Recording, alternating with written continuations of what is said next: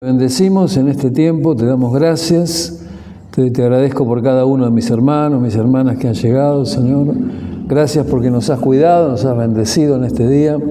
Y ahora rogamos tu ayuda, tu bendición y tu guía, Señor, que esta enseñanza pueda ser de edificación para todos nosotros. Bueno, hoy vamos a ver el período intertestamentario, es decir, el período entre los dos testamentos. Debemos saber que entre el judaísmo que vemos al final del Antiguo Testamento y el que encontramos en el Nuevo Testamento hay muchas diferencias. El período intertestamentario es por definición, como dice allí, el tiempo que va desde la desaparición del último de los profetas del Antiguo Testamento, que volvió. Él murió en Babilonia, nunca volvió a Grecia. Cuando él muere, el imperio se divide entre sus 4 generales, pero los que más nos importan son los Ptolomeos, que estuvieron en Egipto, del 323, desde que muere Alejandro hasta el 198, y los Seleucidas de Siria, estuvieron al norte, o sea, los Ptolomeos al sur, en Egipto, y los Seleucidas al norte, en Siria. Y estuvieron del 198 al 165, ocupando el trono y ocupando Judá como provincia seleucida. Vamos a ir viendo de a poco. Alejandro Magno, vamos a ver el periodo de Alejandro. El reino de Alejandro duró poco porque murió joven, como dije, y la meta de Alejandro Magno fue llevar la cultura griega. A todo lugar donde pisaron sus pies, la idea era helenizar todo el mundo. Significa llevar la cultura griega. Él llevó la cultura, el idioma, la filosofía, a todo lugar donde iba. Él dejaba la libertad a los pueblos de que practicaran su religión o sus formas, que continuaran con sus formas. Pero el tema era implantar la cultura griega. Y él lo logró eso de alguna manera. Él fundó la ciudad de Alejandría. Ahí la ven. Alejandría estaba ahí era un puerto y había un faro. Fue el gran faro de Alejandría. Por muchos años fue una de las 7 maravillas del mundo. El faro de Alejandría. Había una inmensa biblioteca, la más grande de ese tiempo, con rollos de todas las culturas. Alcanzó a reunir allí. Finalmente se quema esa biblioteca y al final se perdió todo con el tiempo, lo que había allí. Pero aparentemente era una biblioteca muy importante. Y lo único que le faltaba a la biblioteca eran las escrituras judías que estaban en hebreo. Fue por eso que mandan, no ya Alejandro, sino uno de los Ptolomeos, sucesor, manda a llamar a 7 expertos judíos a que vayan, no 7, 70 expertos judíos a que vayan, escribas judíos a que vayan a Alejandría a traducir las escrituras hebreas al griego. Así fue como se forma la versión de los 70 o Septuaginta, que fue muy importante para el cristianismo porque fue la Biblia que usaron Jesús y sus discípulos, fue la Biblia que se usó en el primer siglo del cristianismo, la traducción al griego. Y en Alejandría hubo una colonia judía muy importante. Se dice que en Alejandría en ese tiempo había 2 millones de personas en Alejandría y miles de ellos eran judíos y había varias sinagogas allí en Alejandría. Entonces, vamos a ver los que siguen, que son ahí está, la formación de la Septuaginta y la biblioteca, ¿no? Judíos en Alejandría. Ya los judíos estaban esparcidos por todo el mundo que se conocía en ese momento, ¿no? Desde la ocupación de los asirios en el reino del norte y desde el exilio de los babilonios, por los babilonios, de los judíos al norte. Ya estaban esparcidos y había una colonia muy importante aquí en Alejandría. Están los Ptolomeos. Los Ptolomeos fueron los últimos faraones de Egipto, fueron griegos. Los últimos los faraones de Egipto fueron griegos, fueron los Ptolomeos. Y la última reina de Egipto era griega, fue Cleopatra. Y en realidad, cuando muere ella, queda un tiempito su hijo, que se cree que fue hijo de Julio César, el romano, porque ella tuvo dos amantes romanos, Julio César y Marco Antonio, que es Cleopatra, y tuvo 3 o 4 hijos. Y lo que no se sabe bien es de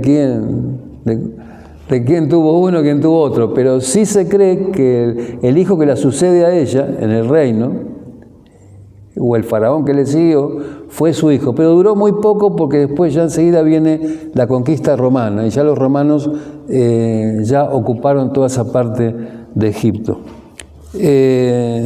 Vamos a hablar un poquito de los Ptolomeos. Después de muchos años de conflicto, Israel o Palestina pasa a manos de Egipto. Alejandría era la capital del reino de los Ptolomeos. Y el primer rey de los Ptolomeos trajo miles de judíos al país, dándole los mismos beneficios que tenían los ciudadanos de ese lugar. En poco tiempo los judíos allí dejaron de hablar el arameo y empezaron a hablar el griego. Y fue en este periodo que los judíos de Alejandría hacen la traducción al griego. Aproximadamente en el siglo III, 250, 240 a.C., empieza esa traducción de la Biblia hebrea, del Antiguo Testamento, al griego, la Septuaginta. Porque ya los judíos que vivían ahí ya ni hablaban hebreo, ni arameo. Por eso necesitaban, y todos querían, esa traducción del hebreo al griego. Esta fue una época de paz y prosperidad para los judíos en Palestina. Y el gobierno estuvo en manos de sumos sacerdotes, como que tuvieron cierta libertad allí, y el gobierno de ellos, de la parte judía, estaba en manos de los sumos sacerdotes. Y ellos tuvieron la libertad de practicar su religión. Los seleucidas, que estaban al norte, en toda la parte de Siria,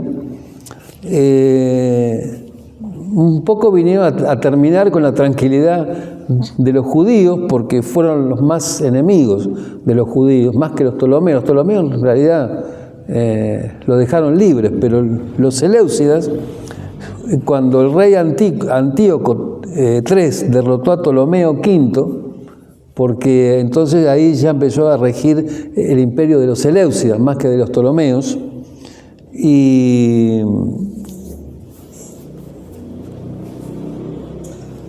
déjenme que estoy tratando de resumir esto, ¿no? Los seleucidas se sentían de alguna manera apóstoles del helenismo, de la cultura griega, más que los Ptolomeos, y fomentaban el uso de la lengua y costumbres griegas. Allí, ustedes saben que las Olimpiadas vienen de los griegos, ¿no? Las Olimpiadas que se celebran hoy en día vienen desde los griegos. Los griegos eran expertos en juegos así atléticos, olímpicos, en fiestas, religiones, baños públicos, anfiteatros, todo eso, eran expertos en eso. Después Roma toma eso de los griegos, toma toda esa cultura helénica. Y en todos los países que alcanzaron a dominar había todo eso, ¿no? Y el que estaba en contra de eso estaba en problemas, ¿no? Y los judíos fueron los que más en problemas estaban, porque ellos lo consideraban que todo eso era muy pagano. Pero surgen dos clases de judíos. Estaban los helénicos, que estaban los que seguían la cultura griega, los que se adaptaron a la cultura griega, y los ortodoxos, los que dijeron, no, nosotros vamos a seguir con nuestras costumbres, nuestra religión, etc., ¿no? Así que ahí había un antagonismo entre los mismos judíos también. Así que esto fue como resultado de los seleucidas en Judea, surge un partido helenizante. Y los cabecillas estaban entre la aristocracia sacerdotal. Los sacerdotes fueron los que más se inclinaron a esta cultura helénica o griega, era porque formaban parte de la aristocracia del judaísmo. Estos judíos habían olvidado su judaísmo, sin embargo había un grupo considerable de judíos que se resistieron a la cultura griega, al helenismo. Y ese grupo fue conocido como los Hasidim, o piadosos. Eran judíos ortodoxos, que no se dejaron influenciar por esa cultura griega. Y los Hasidim van a ser los antecesores de los fariseos. Después, un poco más adelante, se va a formar el partido de los fariseos a partir de los Hasidim, judíos ortodoxos, que estaban en contra de la cultura griega. Así que el conflicto no era simplemente judíos contra sirios, sino judíos contra judíos, los que estaban a favor de la cultura griega y los que estaban en contra. Los Hasidim eran hombres que defendían la religión y las costumbres judías. En el año 175 a.C., la situación empeoró cuando Antíoco IV subió al trono. Él fue Antíoco Epífanes. Epífanes, a él le gustaba este nombre, porque Epífanes significa el Dios manifestado. Pero sus críticos, en lugar de Epífanes, le dieron el nombre de Epímanes, que significa un loco manifestado. Y en realidad sí, era un loco de la guerra, ¿no? Sin embargo, él se decía, era Dios manifestado. Pero él se ensañó con los judíos. Antíoco se propuso convertir, o más bien eliminar a los judíos, cuya devoción a las leyes de Moisés era interpretada como una falta de lealtad a Siria. Y él toma la decisión de llevar a los judíos a la helenización total. Dijo, los judíos se tienen que helenizar o tienen que desaparecer. La práctica del judaísmo mientras él reinó fue abolida. Los que se resistían, los Hasidim, eran asesinados. Y la observancia del sábado, la circuncisión o tener una Biblia hebrea fueron proscriptos, era imposible. Las escrituras fueron destruidas y quemadas.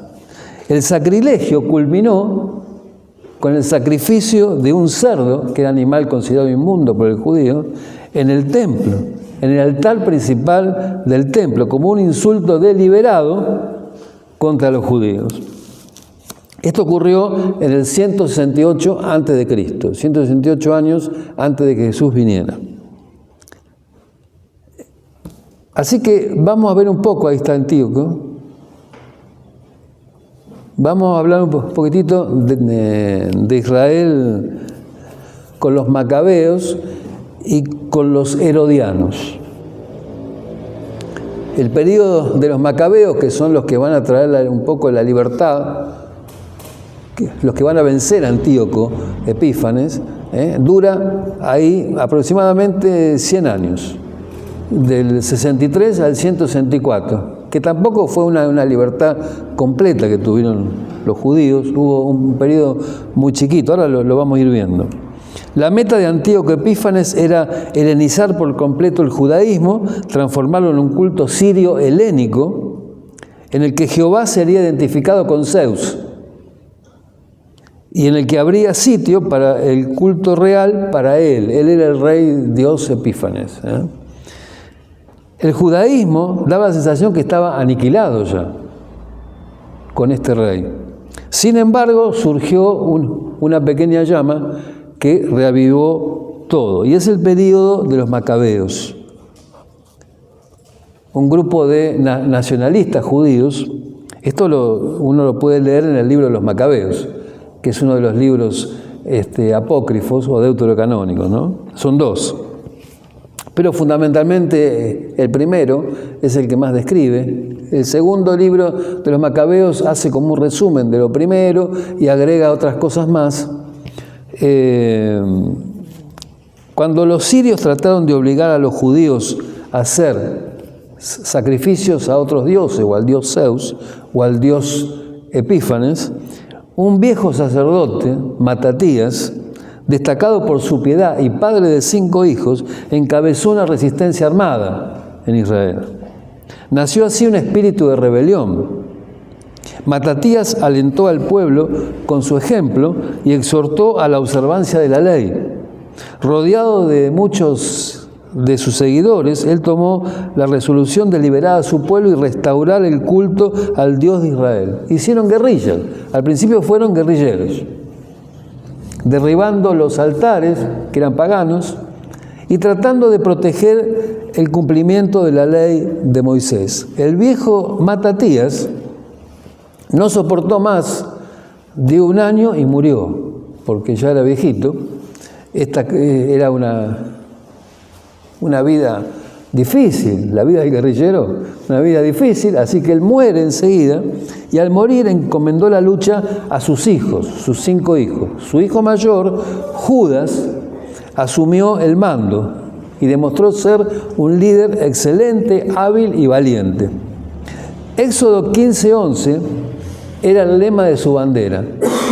Éxodo 15:11 dice: ¿quién como tú, oh Jehová, entre los dioses? En hebreo, esta frase es así, se lee así: Mikamoka Balaín Jehová. Y las letras, las iniciales son MCBI.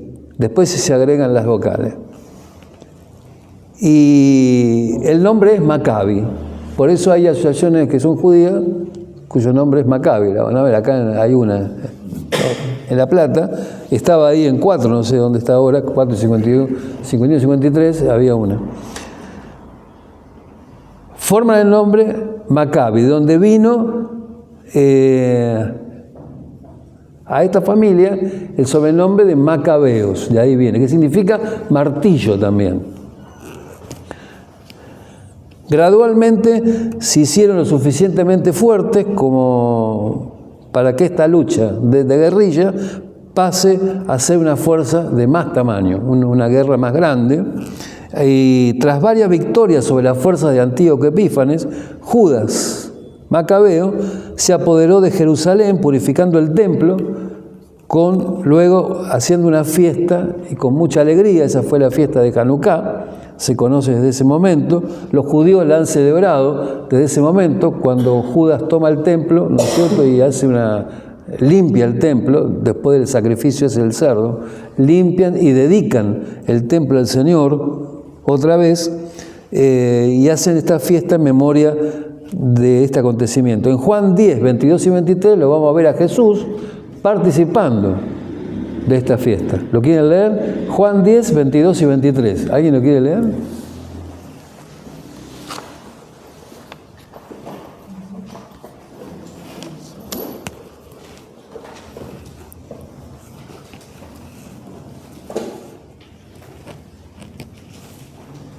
Juan 10, 22 y 23. Leo. Ya era invierno y Jesús estaba en Jerusalén durante el tiempo de Hanukkah, el festival de la dedicación. Se encontraba en el templo, caminando por la parte conocida como el pórtico de Salomón. Está bien, ahí está, ¿no? Ahí está el ejemplo de... Lo vemos acá a Jesús participando de la fiesta de Hanukkah, que es la fiesta de la dedicación, porque el templo fue limpio y fue dedicado nuevamente al Señor. Los judíos de entonces entraron en un periodo de libertad religiosa. Aunque Judas había ganado todo lo que los Hasidim buscaban de él y su familia, ellos tenían ambiciones aún más altas, los macabeos, y querían la independencia total, en realidad, de Israel. Entraron en una serie de conflictos que duraron aproximadamente 22 años y en los cuales mueren 4 hijos de Matatías. Finalmente, en el año 142 a.C., lograron la independencia y Simón, el último hijo de Matatías, fue reconocido como el gran sumo sacerdote, estratega y jefe de los judíos. Desde aquí en adelante vamos a ver al sumo sacerdote aún también como jefe político de Israel, cosa que no ocurría antes. Y ocurre ahora desde los macabeos. Así que ahí lo que vamos a tener es, bueno, igual lo vamos a decir más adelante, porque en realidad fueron 3, los que reinaron fue Judas, Jonatán, su hermano, y después Simón, el tercero y último de los macabeos. Y con Simón, o al final, cuando él muere, va a comenzar una dinastía de descendientes de los macabeos, que se llaman los asmoneos, que son también, vienen de los macabeos, pero se llaman así porque así era el nombre de la familia de Matatías, que era conocida como la casa de Asmón. Es por eso que se llamaron los asmoneos. Pero en realidad estos asmoneos buscaron más el acercarse al poder y buscaban más ¿cómo decir? La parte económica que la religiosa, como buscaron antes los macabeos. Y ahí ellos empiezan después a aliarse al poder, tanto a los griegos como después con los romanos. Y hay como guerras civiles ahí en Judá, lo que va a dar como resultado que al final los romanos invadan con Pompeyo, el general Pompeyo, en el año 63, y se queden con la provincia de Judea, y ahí empieza ya el dominio romano por muchos siglos.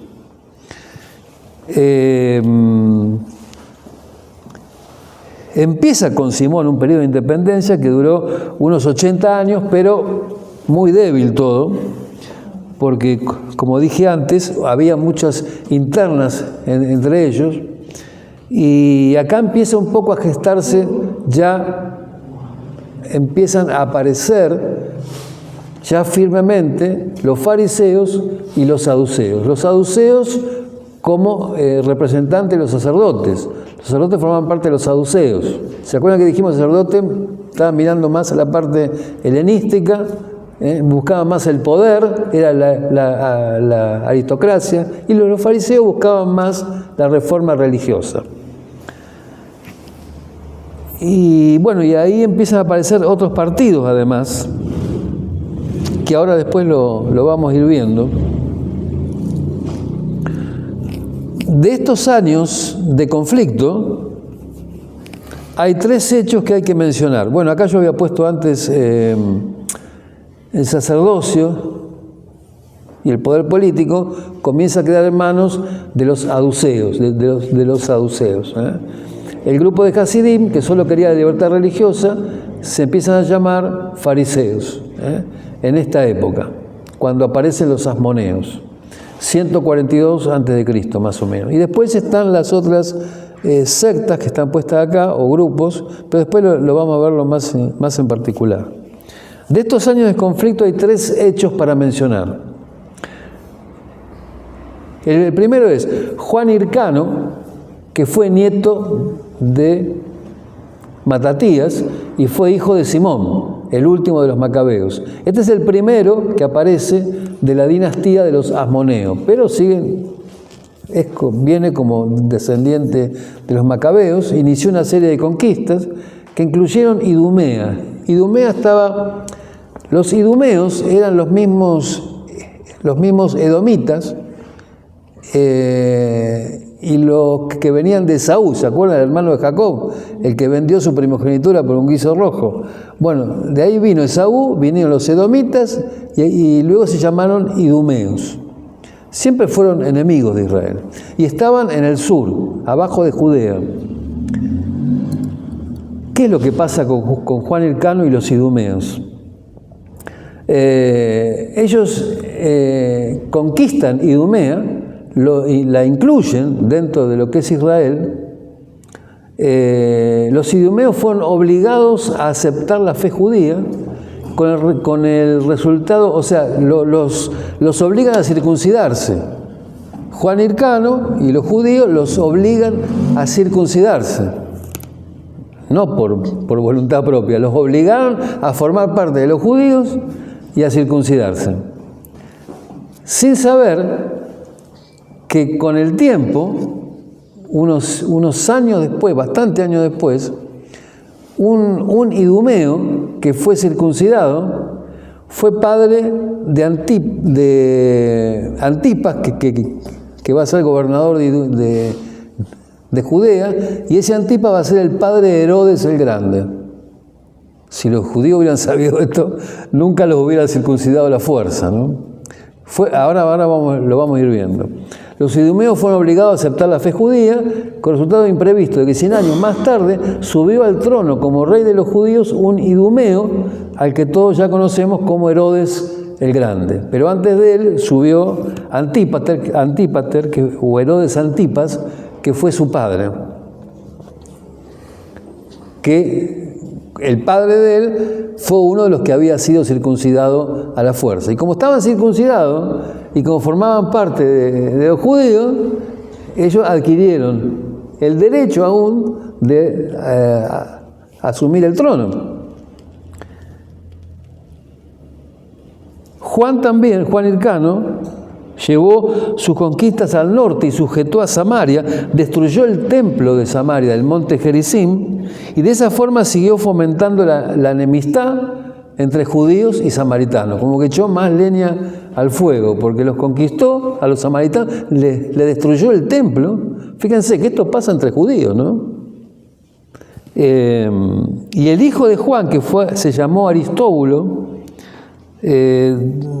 sometió a Galilea, que se consideraba tierra de gentiles, no de judíos, y también se vieron obligados a aceptar la fe judía por la fuerza los galileos.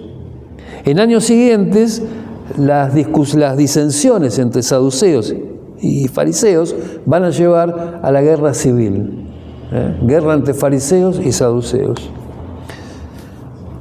Muy bien, acá, hay un resumen de los idumeos, dice tierra de los edomitas. Idumea significa tierra de los edomitas, que venían de Edom, hermano de Jacob. Se dice que los idumeos sufrieron una derrota aplastante a manos de Judas Macabeo. Esto lo leemos en el libro de Macabeo.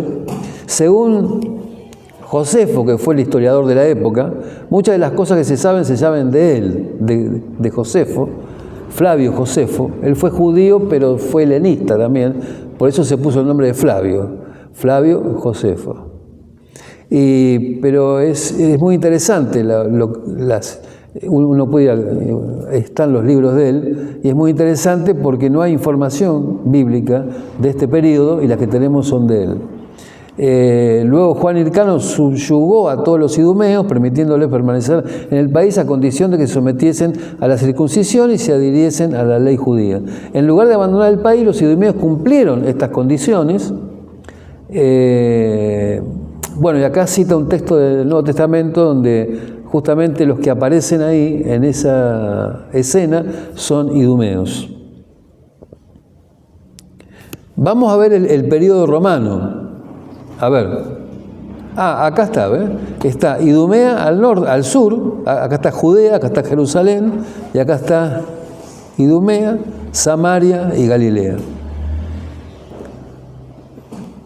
Ya dijimos, todo esto que está acá ya lo dijimos. Dinastía de los Asmoneos, va del 134 al 63 a.C. En el 63 es cuando el general Pompeyo Romano va a conquistar Jerusalén y van a apoderarse de Judea. Ya queda ahí como provincia romana. Jerusalén era la capital. Surgieron las sectas de fariseos y saduceos en esta época. El rey Asmoneo Juan Hircano extendió las fronteras, destruyó el templo samaritano, como dijimos. Y en el 63, lucha dentro de los asmoneos condujo a la ocupación de Palestina por el imperio. Esa lucha civil entre judíos, lo que condujo al final fue a que vinieran los romanos y los conquistaran. Los problemas internos.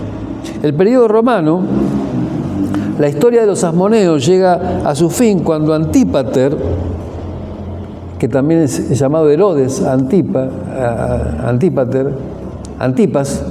un gobernador de Idumea, alienta a Hircano II, que fue otro de los descendientes en el exilio, a que arrojase a su hermano Aristóbulo del poder. Hircano II y Aristóbulo II eran hermanos.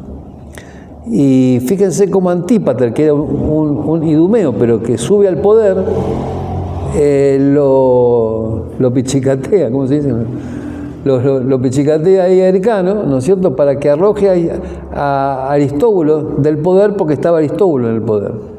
Con la ayuda de un caudillo árabe sitió a su hermano en Jerusalén. Fue en este momento cuando Roma, justamente por estos problemas entre hermanos, Roma decide intervenir en el asunto de Palestina, y en el año 63 a.C. Pompeyo atacó Jerusalén, la conquistó, profanó el templo, el lugar santísimo, y convirtió el país en tributario de Roma. Aristóbulo II fue llevado cautivo a Roma, y Hircano II fue confirmado sumo sacerdote y nombrado etnarca de Judea, recobrando así su rango político. Todos estos asmoneos lo que buscaban era el poder. Ese fue el problema. Ahí está una escena de cuando Pompeyo masacró a 12.000 judíos y profanó el templo sagrado. Y todo eso culpa de las guerras entre hermanos, esas guerras civiles entre hermanos, intestinas, que son las peores, ¿no? Vamos a hablar algo de la Palestina de Herodes. Pero el general romano Julio César vence a Pompeyo después y lo designa Antípater, o Herodes Antipa, como procurador de Judea, de Samaria y de Galilea. Después del fallecimiento de Herodes Antipas, se consagró a su hijo como rey de Judea, y fue Herodes el Grande, que fue el rey que estaba en el gobierno cuando nace Jesús. Ahí fue el que mandó a matar a los inocentes, como se llama, ¿no? Justamente fue el que recibió a los sabios de Oriente, a los reyes, que son los que le confirman que había nacido en Belén el futuro rey, y Herodes se asusta y manda a matar a todos los niños recién nacidos. Ahí, cuando José con María huyen a Egipto con su bebé, ¿no es cierto? Y él mató además a todos los partidarios, los asmoneos, que habían gobernado el país durante casi 130 años, por las dudas. No dejó a nadie vivo. Vamos a hablar algo de la formación del judaísmo, que a su vez es el pueblo del libro. Como también los cristianos somos el pueblo del libro, ¿no? Y los cristianos somos el pueblo del libro, y es la época que menos se lee el libro de Dios, la Biblia, ¿no? O el tiempo que menos se estudia. Está en las bibliotecas, pero hasta ahí llegó. La fuerza de la nación judía estaba en la religión de la Torá, porque ellos, acuérdense que son exiliados en Babilonia, el templo fue destruido, y ellos estaban acostumbrados por siglos a ir al templo, a ofrecer sacrificios, ceremonias, y ahora ¿qué hacían? Bueno, lo que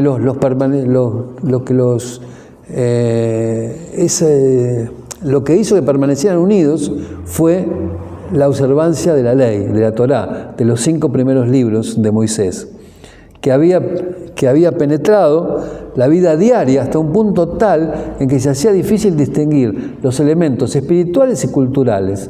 Tan fuerte era el significado de este libro que cuando parte del pueblo se encontró con que su suerte estaba echada en países fuera de Palestina, no se dejó contaminar por el paganismo circundante, sino que mantuvo su fe y culto, al igual que sus hermanos de la madre patria.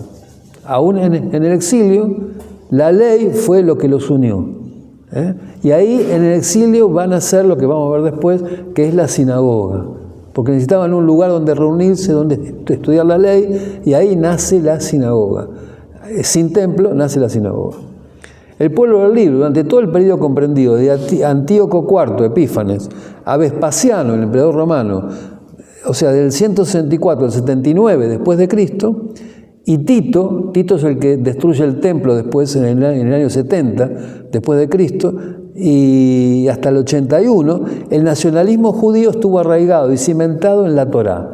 Y así el libro, vehículo y expresión de la Torá, llegó a ser el signo y símbolo de su fe. ¿Cuál fue el problema? Que el judío hizo un Dios de la ley y dejó de lado al dador de la ley. Y de la ley hicieron un Dios. Ahí está el nombre en hebreo de cada uno de los 5 libros, y cada nombre empieza como empieza el libro. El Génesis empieza en el principio, Bereshit, nombre, Shemot, y llamó, Vaikra, en el desierto, Bamidbar, y las palabras de Barim. Así es el nombre en hebreo, empieza con las palabras con que empieza el libro, así es el nombre del libro.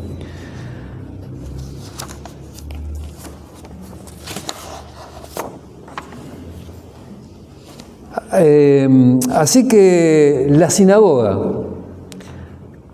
la fecha más probable de su origen es la de la cautividad en Babilonia. Hay pocas cosas que han afectado tanto al judaísmo como la destrucción del templo y el establecimiento del culto en la sinagoga. 2 cosas fundamentales y que van a influir en el cristianismo también. Antes, para encontrar a Dios, había que ir a Jerusalén, y el aspecto principal del culto era el sacrificio de los animales. Pero después, el centro del culto llegó a ser la instrucción en la ley de Moisés, la Torá. Y podían encontrarse con Dios en cualquier lugar donde estuvieran, después de destruido el templo. La sinagoga cumplió varias funciones en la vida del pueblo, no solo en el exilio, sino también en tiempos de Jesús, y aún hoy en la actualidad. Además de ser el centro del culto y de la adoración, era el centro de la educación. Allí el pueblo aprendía la ley y las tradiciones. La sinagoga ha servido para preservar la identidad judía hasta hoy. Algunas imágenes de sinagoga. En tiempos de Jesús, el pueblo viajaba al templo para efectuar los sacrificios y para celebrar las fiestas que Dios les había dado, pero concurría a la sinagoga para llegar a ser espiritualmente instruida. Siguió la sinagoga, a pesar de que ahora estaba el templo de nuevo, pero sigue con la sinagoga porque era el lugar de instrucción, de enseñanza de la ley. Era también el lugar donde se cantaba, además. Era un lugar de comunión. Y en aquellos lugares en que había escribas, los mismos recibían un lugar de honor como maestros. Otra de los partidos que surge del judaísmo son los escribas. Los escribas se dedicaban a la copia de la ley, copiaban y copiaban y copiaban, y también a los maestros de la ley. Escribas o maestros de la ley eran los que enseñaban la ley justamente en la sinagoga. Y eran estudiosos de la ley, pero como que se ubicaron al lado del pueblo por medio de la sinagoga y les interpretaban la palabra de Dios. En un rango inmediatamente inferior a los escribas estaban los ancianos en las sinagogas, quienes servían como gobernantes de la sinagoga. Había 2 oficiales, que los vemos en el Nuevo Testamento, principales de la sinagoga. El principal de la sinagoga, uno se llamaba así, lo elegían entre los ancianos, y era el que presidía los cultos y presentaba las visitas. A ver, Hechos 13:15, ¿quién puede leer ese? Hay otros también, pero vamos a leer ese. Hechos 13:15. Y era el que mediaba entre las disputas que podría haber allí dentro de la sinagoga. Hechos 13:15 y Lucas 13:14 también. Vamos a leer estos 2. A ver. Después de la lectura de la ley y de los profetas, los jefes de la sinagoga le pidieron a ellos: hermanos, si ustedes tienen alguna palabra de ánimo que pueda ayudar al pueblo, háblenla. Muy bien, ahí estaba, ese era el principal de la sinagoga. Incluso hay un principal de la sinagoga que se convierte, dice uno de los textos de Pablo, ¿no? Ahí cuando está Pablo, uno de los viajes, un principal de la sinagoga se convirtió. Y a ver, Lucas 13:14. En cambio, el líder a cargo de la sinagoga se indignó de que Jesús la sanara en un día de descanso. Ese día de la semana para trabajar, pero no van a mentir. Vengan esos días para ser sanados, no el día de descanso. Ahí está, el líder, ¿no? Dice el líder, o sea, el principal de la sinagoga. Y después estaba el ministro o Hassán. Era quien cuidaba la propiedad y el edificio y tenía a su cargo los rollos de las escrituras. Acuérdense que eran rollos, no eran libros, ¿no? Fue probablemente la persona que le dio a Jesús el rollo de Isaías. ¿Se acuerdan? Lucas 4:20, cuando dice que le dan el rollo de Isaías y el Señor lee: el Espíritu del Señor está sobre mí por cuanto me ha ungido. Y después se sentó, entregó el rollo, se sentó y dijo: hoy se ha cumplido esta escritura delante de ustedes. Y servía además el Hasán como maestro de la escuela de la sinagoga. Fue muy probable que Jesús haya leído en hebreo, porque esas escrituras estaban en hebreo, pero cuando se sentó y habló, es probable que haya hablado en arameo, porque era el idioma que todos hablaban,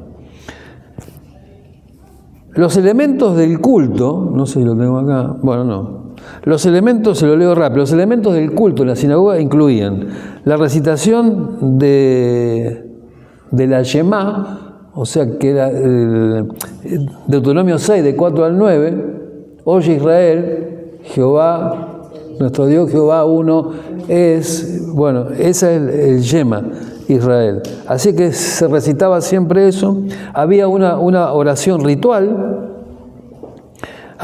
estaba la lectura de la ley y de los profetas, después había un sermón por parte de alguien con capacidad para eso, y después estaba la bendición sacerdotal, que es la de Números 6, 24 al 26.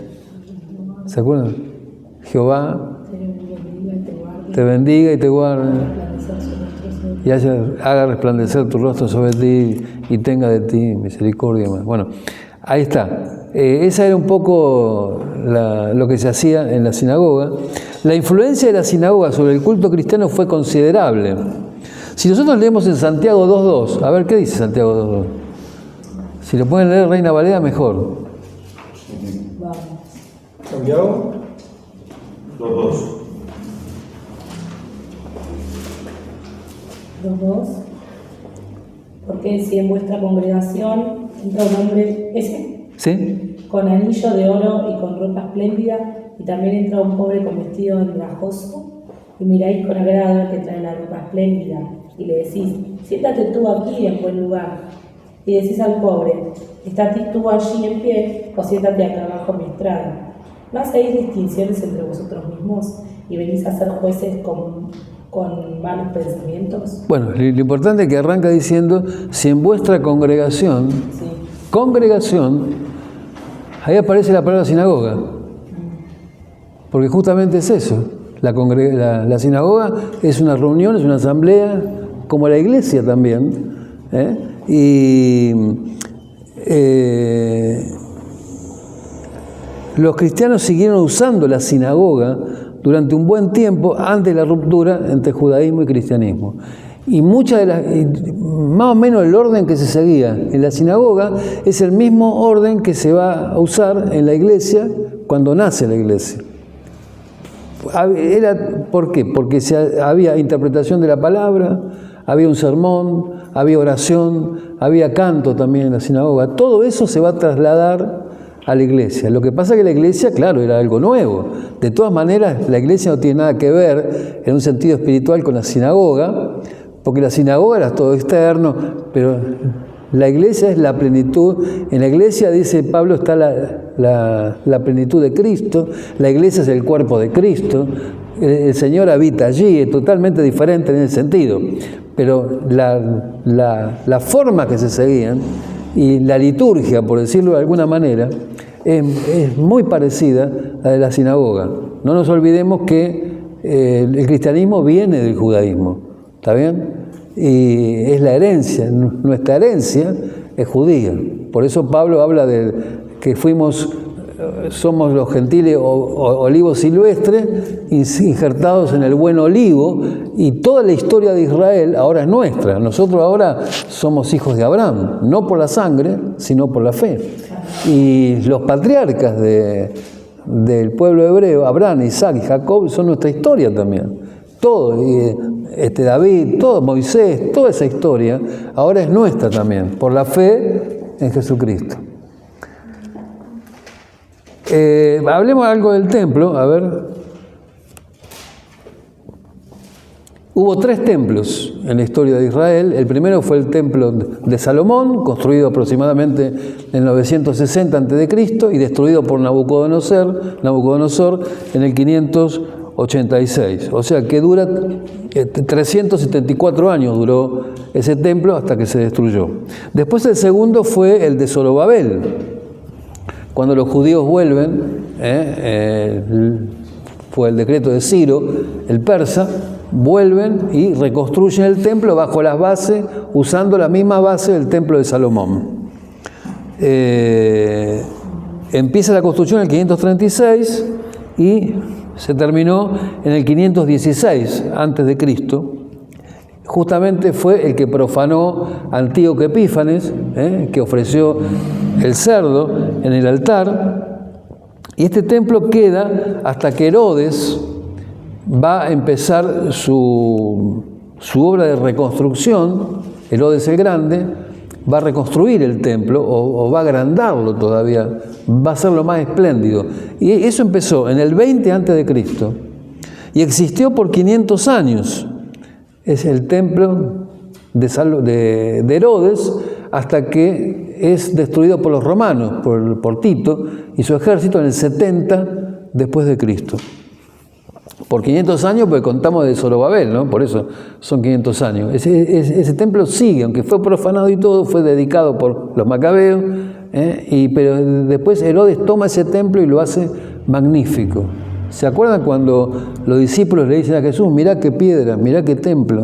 Era considerado hermoso el templo de Herodes, pero lo que no querían decir es hermoso el templo de Herodes, porque Herodes era un idumeo, sabían ellos, así, pero igualmente lo consideraban hermoso, el templo de Herodes. Esta es una reconstrucción, porque en realidad no está hecho, no está el templo de Herodes, justamente fue destruido por los romanos. Cuando nace Jesús, no había finalizado todavía la reconstrucción del templo de Herodes. Se comenzó en el 20 y se terminó 64 después de Cristo recién. 60, 70, 80 años estuvo construyéndose este templo, aunque Herodes ya había muerto, pero se continuó hasta que finalizó. Fíjense, se finalizó en el 64 y en el 70 fue destruido. Ya Jesús había dicho, ¿ven esto? No nos va a quedar piedra sobre piedra, le dijo Jesús. Ustedes que dicen qué lindo es este templo. Bueno, lo que quedó es nada más lo que hoy los judíos usan como el muro de los lamentos, pero que no es muro del templo en sí, sino que aparentemente era algún muro de alrededor del templo. Vamos a hablar un poquito de las sectas y partidos judíos. Los fariseos. En los tiempos del Nuevo Testamento, la secta más influyente era la de los fariseos. ¿Se acuerdan que venían de los Hasidim, judíos ortodoxos? Su estrecha observancia de la ley los llevó a una separación radical de la muchedumbre que para ellos era impura, por eso ellos eran los más santos, ¿no? Tienen su origen poco después de la época de los macabeos, y el judaísmo ortodoxo de hoy sigue las pautas de la moralidad de los fariseos, su ceremonialismo y su legalismo. Con todos sus defectos, el fariseísmo representa lo mejor de la época. Dentro de todo, fue la única secta judía que sobrevivió y sirvió de fundamento para el judaísmo que tenemos hoy. No es igual al del tiempo de Jesús, pero sirvió como base. Los únicos que siguieron fueron los fariseos. Los saduceos, ya dijimos que pertenecían a los sacerdotes. Probablemente el nombre saduceo viene de Sadoc, que era sumo sacerdote en tiempos de David y de Salomón, y cuyos descendientes fueron sacerdotes durante el cautiverio, allí en Babilonia.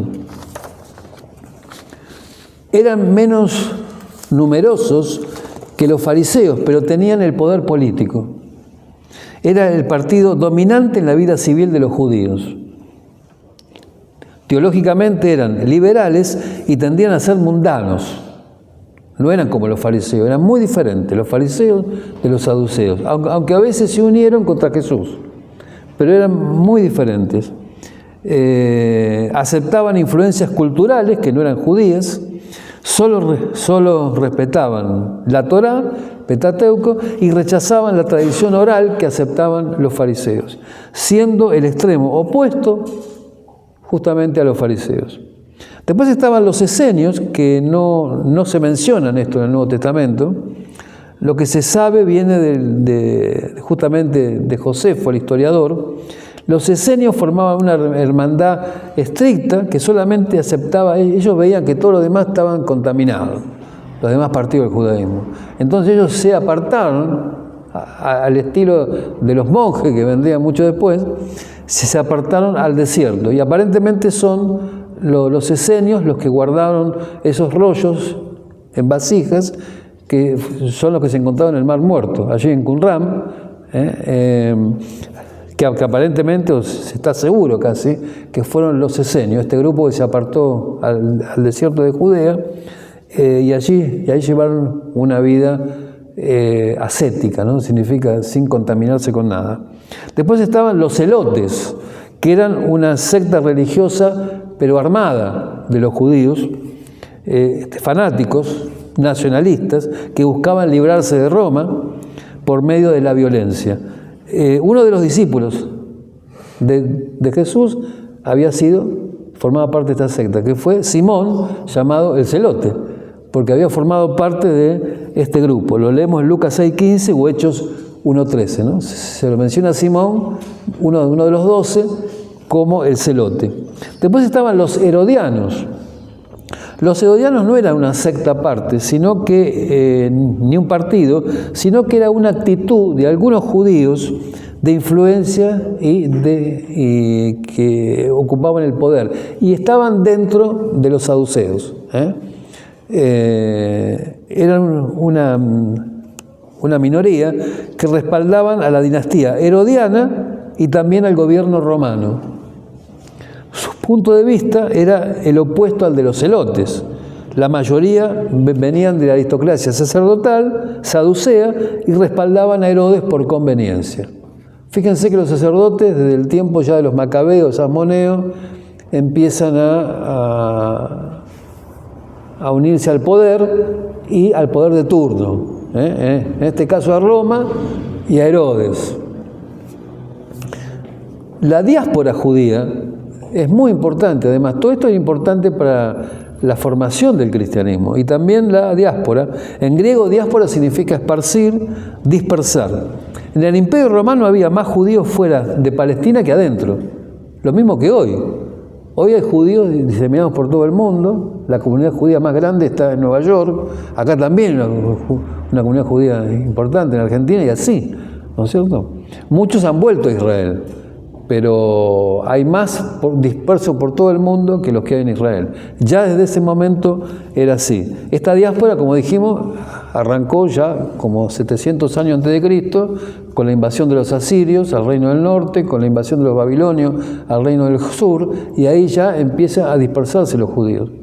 Cuando vuelven los judíos de Babilonia, algunos se quedaron allá, muchos se quedaron allá porque habían hecho ya su familia, su negocio, prosperaron allá en Babilonia. Por eso ellos no volvieron, ni con Zorobabel, ni con Nehemías, ni con Esdras, se quedaron allá.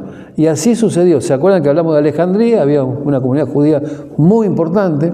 Estaban distribuidos por todo el mundo. Se llama la diáspora judía, que aún hoy es una realidad. Durante el periodo del Imperio griego y romano, los judíos se radicaron en colonias griegas por todo el imperio. Muchos fueron a Alejandría, bueno, eso ya lo dijimos. Algunos judíos, a causa de la influencia griega, dejaron de lado su fe y su idioma y sus costumbres, pero la mayoría se aferraban fuertemente a la ley de Moisés y a su fe en Dios, guardando el sábado, asistiendo a la sinagoga y en las fiestas al templo en Jerusalén. En Hechos 2:5, a ver, encontramos alguna referencia.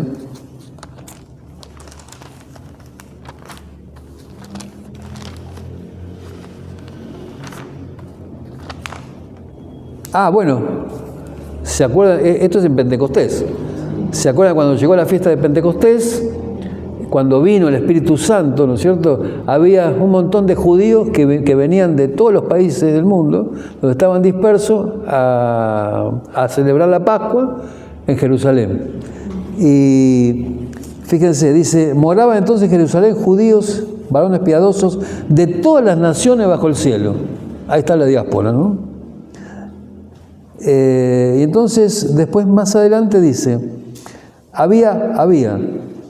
Bueno, ¿se acuerdan que cuando ellos empezaron a hablar en lenguas, los que recibieron el Espíritu Santo y hablaban las lenguas de todos los que estaban ahí? Porque todos hablaban griego, hablaban otras lenguas diferentes, menos hebreo y menos arameo, porque habían venido a adorar a Jerusalén. Y dice, había partos, medos, elamitas, los que habitaban en Mesopotamia, en Judea, en Capadocia, en el Ponto, en Asia, en Frigia, en Panfilia, en Egipto y las regiones de África más allá de Cirene, y romanos aquí residentes, tanto judíos como prosélitos, cretenses y árabes. Fíjense todos los judíos que había de todos lados allí, que hablaban su propia lengua, y los escucharon a Pedro y a todos los demás hablando en lenguas y hablando en sus propias lenguas. Eso fue lo maravilloso. Estaban los hebraístas, que guardaban no solamente su fe religiosa, sino también el uso del idioma hebreo y arameo y sus costumbres judías. Es probable que la mayoría de estos vivían en Palestina, pero había muchos, como Pablo, por ejemplo. Pablo era un judío que no vivía en Palestina, vivía en Tarso, en una ciudad allí de Asia, que guardaban su fe en un mundo que no era judío, sino que era pagano. Después estaban los helenistas, como un poco ya mencionamos, eran judíos que habían aceptado la cultura greco-romana y que hablaban griego u otro idioma local, adoptaban las costumbres locales y se parecían mucho a sus vecinos. En el Nuevo Testamento leemos sobre prosélitos y piadosos, porque a veces lo leemos y no entendemos bien qué quiere decir, ¿no? Estos eran gentiles atraídos por la fe judía que adoraban con ellos. Los prosélitos eran los que habían aceptado la fe judía y se habían sometido a la circuncisión. Y aún también al lavamiento ceremonial que tenían los judíos para ser recibidos por el pueblo. Los consideraban ya como judíos, como hermanos judíos, porque se habían circuncidado. Y después estaban los piadosos, que también no eran judíos, pero que aceptaban la enseñanza judía, adoraban a Dios en la sinagoga, pero no se sometían a la circuncisión. Hasta ahí no llego, decían, ¿no? Pero adoraban al Dios de Israel. Un ejemplo era el centurión Cornelio, el primer gentil bautizado en Espíritu Santo. Hechos 10, 1 y 2. ¿Se acuerdan de la historia de Cornelio? Sí. Cuando Pedro va, Pedro va, le predica, y mientras Pedro estaba hablando, descendió el Espíritu Santo sobre ellos. Ahí Cornelio había juntado un GBC, un grupo en la casa. Había juntado a sus amigos, sus vecinos, sus familiares, y ahí vino el Espíritu Santo sobre ellos. El primer gentil sobre el cual vino el Espíritu Santo, que no era judío, ¿no?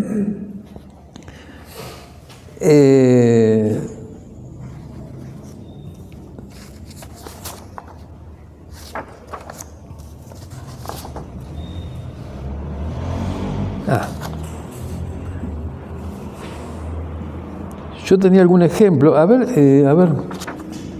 Sí, Hechos 13:43. Los piadosos y los prosélitos eran los primeros en responder a la predicación de los apóstoles. Los prosélitos y los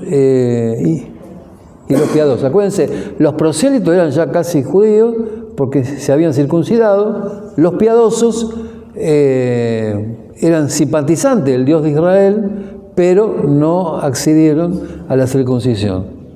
A ver qué dice Hechos 13:43. Luego se despidió a la congregación y muchos judíos y conversos piadosos siguieron a Pablo y a Bernabé.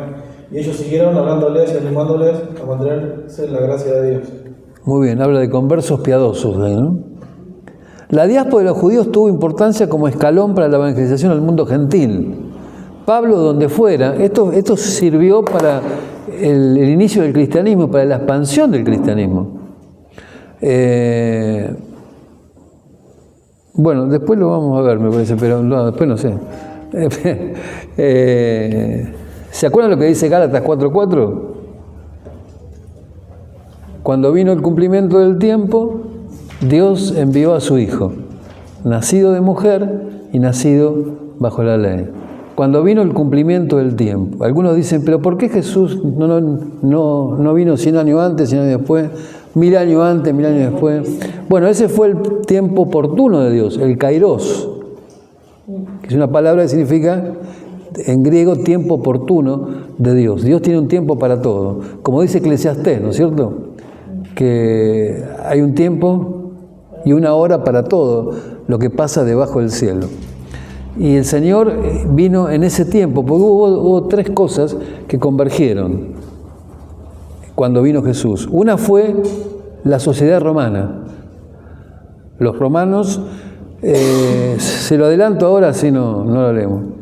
La sociedad romana aportó 4 cosas importantes. En latín es pax, rex, via, lex, que significa paz. Había paz en todo el Imperio Romano. Había vías de comunicación. Uno podía circular en paz. Es por eso que Pablo viaja por todo el Imperio Romano y nunca se encontró ni con guerrilleros, ni con grupos que se levantaban en contra. Nunca tuvo problemas en ese sentido. Eso contribuyó a la expansión del Evangelio. Dije ley. La ley romana es el derecho romano, que hoy se usa en la Facultad de Abogacía. El derecho romano viene de ahí, viene de la República, porque el Imperio Romano empieza el 27 a.C. Desde el 500 a.C. hasta el 27 fue la República Romana, que los que gobernaba era un senado. Aparentemente, a veces surgía alguno que se hacía... pero en general fue la República Romana con sus leyes, y en el 27 a.C. con Augusto César empieza lo que fue el Imperio Romano. Ya Augusto toma todo el poder sobre sí mismo, aunque sigue el Senado también, pero ahora había un emperador. Y eso va a durar son 500 años, hasta el 476 después de Cristo, que cae el Imperio Romano de Occidente. Y dije, paz, las vías de comunicación. Los caminos romanos estaban todos pavimentados, con piedra. Todavía siguen. Hay caminos que se usan en Europa. Era la ruta del tiempo, como una ruta. Como rutas y algunas avenidas incluso, todas con pavimento. ¿Por qué? Porque a donde era para que las tropas lleguen rápido a un lugar, si había un esbozo de sublevación, las tropas romanas llegaban al toque, ¿no es cierto? Y además había avenida y todo conducía a Roma. Por eso de ahí viene, todos los caminos conducen a Roma. Paz, vía, o sea, por tierra y por mar también. Se eliminó todo tipo de pirata, no había nada. Por eso que Pablo aún también va en una nave, ¿no? Hasta Roma, llega en una nave, aunque tuvo un naufragio, pero eso es otra cosa. Pero no había ningún impedimento para andar ni en tierra ni en mar. Y el barco en que llega Pablo es interesante, hay un texto en Hechos, ¿no?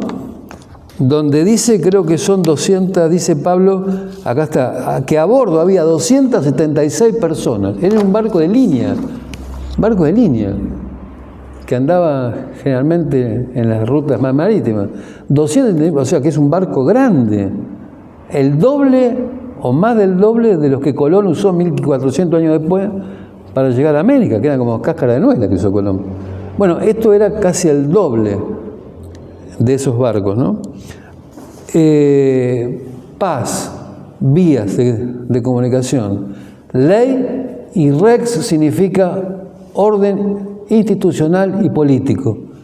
Donde Pablo iba, incluso había una misma moneda. Lo que le enviaban a Pablo de Antioquía a Corinto, le enviaban un denario. El denario servía en todo lugar del imperio. Así que toda esa unificación social y política sirvió para la expansión del Evangelio. Ni hablemos de la cruz, porque la cruz fue un arma de castigo que lo usaban ya algunos pueblos anteriores, como los babilonios, los eleusidas que vimos hoy, pero los romanos la perfeccionaron, la cruz. Y vieron, cuando Jesús habla del discipulado, está hablando antes de la muerte de él. ¿Por qué habla del discipulado? Y todo entendí. Cuando dice el que no lleva su cruz no puede ser mi discípulo. Y pero ¿por qué? Porque todos sabían lo que significaba la cruz. Había gente crucificada en el Imperio Romano por todos lados. No solo como castigo, sino como advertencia. Y funcionaba, porque había que pensarlo 2 veces para ir en contra de las leyes romanas. Porque te crucificaban y chao. Aunque había antes un juicio, por eso la ley. En el juicio en la crucifixión de Jesús hubo un juicio fraudulento, porque los testigos y las pruebas fueron falsas, pero fue juicio al fin. ¿Se acuerdan que Poncio Pilato no quería crucificar a Jesús? Y fueron los sacerdotes, justamente los integrantes del Sanedrín, que lo acusaron y le dijeron que era digno de ser muerto. Lo que no podían los judíos era matar a nadie, lo tenían que hacer las autoridades romanas. Por eso lo llevan a Pilato, y Pilato era, él era el gobernador y él podía emitir la orden de crucificarlo, pero ellos no. Ellos podían decir, hay que crucificarlo, pero no podían hacerlo, los judíos, según las leyes romanas. La cruz se transformó, no solamente en instrumento donde Jesús muere, sino en instrumento del discipulado. Y todo eso ocurrió gracias o porque estaba el Imperio Romano y porque estaba la sociedad romana. La otra cosa fue la cultura griega.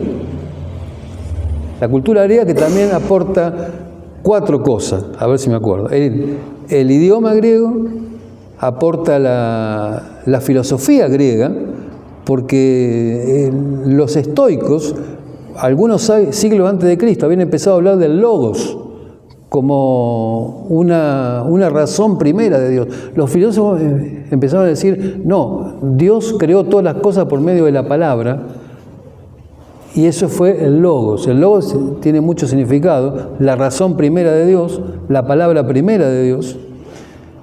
Y Juan va a tomar eso. Juan en su evangelio, ¿qué es lo que dice? El principio era el logos, que se traduce al castellano como verbo, como palabra. Pero él dijo el logos. En el principio era el logos, y el logos era con Dios y el logos era Dios. Lo que no sabían los filósofos griegos y nunca se podían haber imaginado es lo que Juan dice después en el versículo 12. Y ese logos se hizo carne y habitó entre nosotros.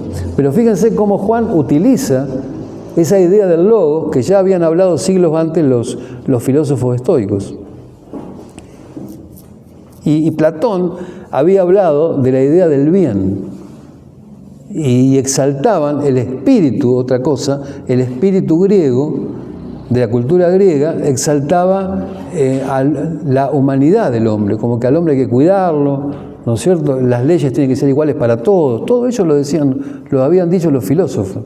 Y los cristianos usaron todo eso al principio para explicar la doctrina cristiana. Bueno, y finalmente, además de la cultura griega, la religión judía. Fueron las 3 cosas que convergieron en esa época, por eso fue el tiempo oportuno de Dios. Se cumplió el tiempo de Dios y Jesús vino justamente en el tiempo exacto, justo, ¿no? Porque también la religión judía va a aportar un montón de cosas, 4 cosas aún también importantes, que son el monoteísmo, la creencia en un solo Dios, las escrituras.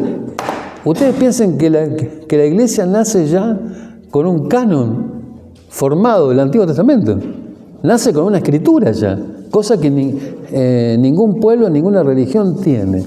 Ya nacen con una escritura formada, que fue la escritura que usó Jesús, los discípulos. Cuando habla del Nuevo Testamento, habla de las escrituras, está hablando del Antiguo Testamento. Ya estaba formado el canon. 200 años antes de Cristo ya estaba casi formado. La sinagoga, de la cual su forma van a usar los judíos para... Acuérdense que los primeros cristianos fueron judíos en Jerusalén. Se convirtieron los 3.000, después 5.000, 8.000 Arrancan con 8.000 judíos convertidos a Cristo, que toman la forma de la sinagoga para justamente reunirse y hacer lo mismo que se hacía en la sinagoga. Y después la diáspora judía, como dijimos, que sirve para que el Evangelio se extendiera por todo el mundo conocido. Bueno, les resumí toda la última parte para no... Pero estábamos en algo, ya termino. Hablábamos de los partidos, bueno, ya hablamos, ¿no? De los partidos, de la diáspora, y hablamos de la contribución de la sociedad romana, de la sociedad griega y de la sociedad hebrea, de la religión judía. Bueno, fui rápido en esta última parte, no alcanzamos a ver, vamos a ver nomás ahí está Hechos 2, 9, 11 que leímos, el Imperio Romano. ¿Se acuerdan que Pablo en una carta a los romanos le dice que él pensaba ir a España y que antes iba a pasar a saludarlos a ellos?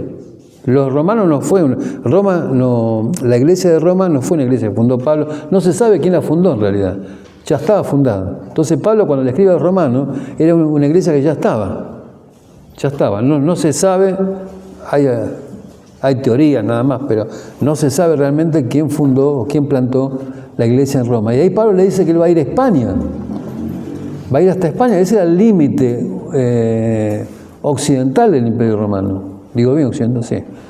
Occidental del Imperio Romano. No se sabe aún tampoco si llegó a España. Algunos dicen que sí, otros dicen que no. Bueno, pero él pensaba ir a España. Observen, desde acá, no sé, desde Palestina a España, un gran recorrido, ¿no? No sé si pensaba ir en mar, probablemente, en barco, no sé si iba en barco, en tierra, no sé cómo iba a ir, pero... Bueno, él llegó a Roma en barco. Esas fueron las posibilidades que le dio el Imperio Romano, como nunca hubo un imperio así. De hecho, tanto el derecho romano como la cultura griega, todo eso sigue hasta hoy. En la Reforma Protestante del siglo XVI, los reformadores vuelven a las fuentes y vuelven a los órdenes griegos. Ahí aparecen las columnas dóricas, jónicas y corintias, que todavía se usan hoy. Y bueno, todos esos órdenes griegos y toda la filosofía, y todo eso se va a trasladar en el tiempo. Bueno, acá hablamos algo de Roma, bueno, ya se lo expliqué esto, lo del Senado, cómo surge el Imperio Romano. Esto, a ver...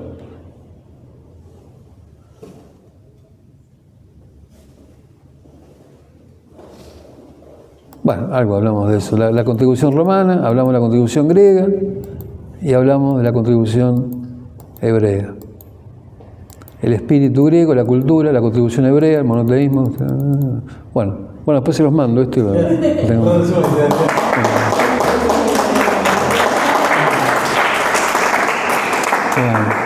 ¿Oramos? Te bendecimos, Señor, te damos gracias por este tiempo que hemos compartido, gracias por este estudio, Señor, nos has guiado, nos has bendecido, Señor, que podamos asimilar esta enseñanza y que nos pueda servir, Señor, para valorar mucho más tu palabra y cómo nos ha llegado tu evangelio hasta aquí, Señor. Te damos gracias por todo porque nos damos cuenta que tú eres el soberano, que los hilos de la historia están en tus manos, tú las manejas como quieres, Señor. Y tú eres el que prepara los tiempos oportunos. Mira que podamos reconocer el tiempo oportuno para nuestras vidas, Señor. Te damos toda la gloria y te damos gracias. Te agradezco por la iglesia, por los hermanos aquí. Gracias, Señor, por los pastores. Señor, y... Que tu gracia se derrame aún en los que no están también, Señor, que bendigas este lugar, que bendigas esta iglesia, Señor, y que ellos puedan crecer, multiplicarse y alcanzar muchas personas para Cristo. Te damos toda la gloria y te damos gracias, oramos en el nombre de Jesús. Amén. Amén. Amén. Gracias.